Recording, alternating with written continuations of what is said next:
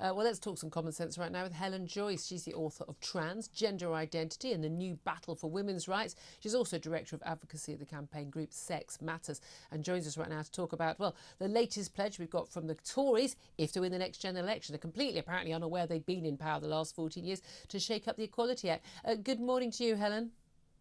Hi, Julia. Thanks so much for joining us. And I'm sure a lot of us who've been campaigning on this side of this debate will welcome this news. Kemi Badenoch, who has been a great ally on this, who's also Women's Equalities Minister as well as being a Cabinet Minister, has vowed to change the Equality Act to ensure biological sex is the protected characteristic rather than legal sex. But how has this come about? And when did you first identify that this was an issue that needed clarifying, as the Minister says? Well, as soon as I started looking into this whole issue back in 2017, I realised that the Gender Recognition Act, which is the thing that allows you to get a piece of paper that says for some purposes you've actually changed sex, of course, that's a legal fiction. How did that feed into the Equality Act? So as soon as somebody looks at those two acts, you ask yourself whether the Gender Recognition Act is like a spanner in the works for the Equality Act, which has 9 protected characteristics, one of which is sex, or whether the Gender Recognition Act doesn't apply. It's important to say this is only, less than 10,000 people have ever had a gender recognition certificate. So this isn't about people who identify as trans generally. They're protected under a different protected characteristic, namely gender reassignment. So what this is about in a nutshell is actually about men and women, not about trans people at all. It's about whether you can have a single-sex service or not, a genuinely single-sex service. And this isn't about whether or not, you can have your members of the Garrick Club if you're a woman, things like that. We're talking about really important concerns about safety. We're talking about being in a woman's only toilet, being in a women only changing room, women only refuge, women who are behind bars being in women only prisons. These are really very hospital wards and the like. These are very vital. They are needs and they are long fought for and hard fought for rights that women have. And the reason why we want to be in those spaces is because, oh, what a surprise, we are at risk of predatory men. And it's very difficult to tell which ones are the predatory ones and which ones aren't, which is why we keep all of them out. And it's privacy as well, both for men and women, but as you say, most especially for women. And if you allow some few men in, you say that there are special men, the special men who have a certificate saying that they're women, or the special men who've had surgery on their genitals. Well, we can't ask people to show us their certificates or check their pants before letting them in. If you allow any men in, you have to allow all men in because we cannot tell which ones they are. So it all makes total sense. And we had a petition 18 months ago. We started our petition, which got 110,000 signatures. It was debated last year in Westminster Hall. More than a dozen MPs spoke in favour of it. And we've been trying to get attention to it. And to be fair to Kemi, she really has tried very hard too. So it's frustrating, yes, to see this coming up now. And it's also frustrating to see Labour say that this isn't a real issue, that it's a culture war. Oh, yes. Look, if you come and take away women's rights, then you're the one who's fighting the culture war.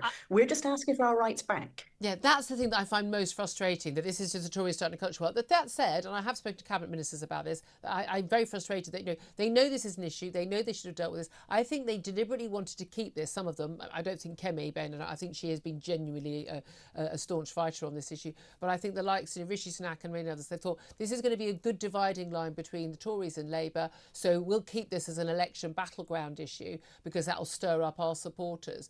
But I remember saying to a cabinet minister at an event, you need to get this legislation in now to protect. You're talking about protecting children. This is, you can't make this just. This is about lives. This is literally about people's safety. This can't be a game for you. I wish they'd listened. But again, lots of MPs on lots of different sides suddenly discovering this is an issue. Like when the Cass report was published on the Tavistock and all the puberty blockers given to children. If you'd spent 20 minutes on Google, you would know how big and serious the issues were. But apparently they all just discovered it that day. Well, what matters now is going forward. I mean, there's no point in crying over spilt milk here. We're launching a website today and a campaign today, Julia. So you're the first person we've told about this. Excellent. It's called Stand Up for Single-Sex Services. So sometime today we'll have a website live. We'll have materials with questions that you can ask candidates from every party, whether they stand up for single-sex services, and we explain why this matters, what the law actually says, because my goodness, the misrepresentation of the law is horrifying on every side.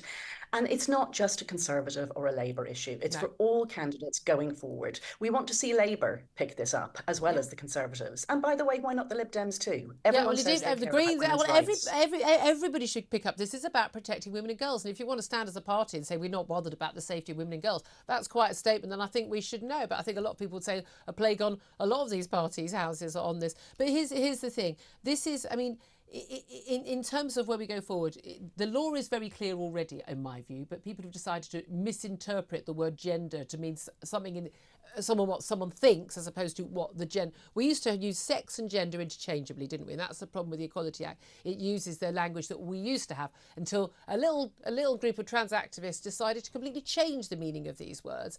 And we just need to get back to the reality is that, girls, schools should provide single-sex toilets for girls and boys.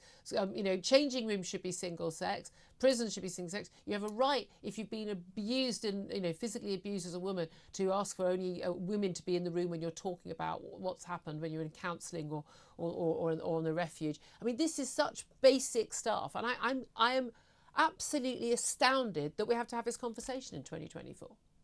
It's because we keep centering the rights of a tiny number of men who identify as women. I'm sorry for those men, and I want them to be able to live full public lives, be able to go into spaces that are suitable for them. But the great majority of people do not identify as trans. And we've forgotten about actual women in our worries about, well, I think that's just not going to happen. So we've forgotten about the rights of actual women, and actual women need to be able to say no to men who identify as women. And it's not saying that those men are predators or bad people or anything like that, or that they should be hounded out of public life. It's just saying 50% of humanity is women. We need to think what women need. And that means no men, no matter how they identify, no matter why they identify as trans, in women's spaces. That's the law we need. So it's just clarity on what sex means in the Equality Act, and that will solve nearly all the problems. Absolutely, and by all means, let's provide, if necessary, where we can, safe spaces for those trans people as well. But again, that doesn't mean they should trample on the rights of women and girls. Always been a fantastic advocate on this, Helen Joyce of Sex Matters. Look forward to that website going up. Stand up for single sex services. Yeah.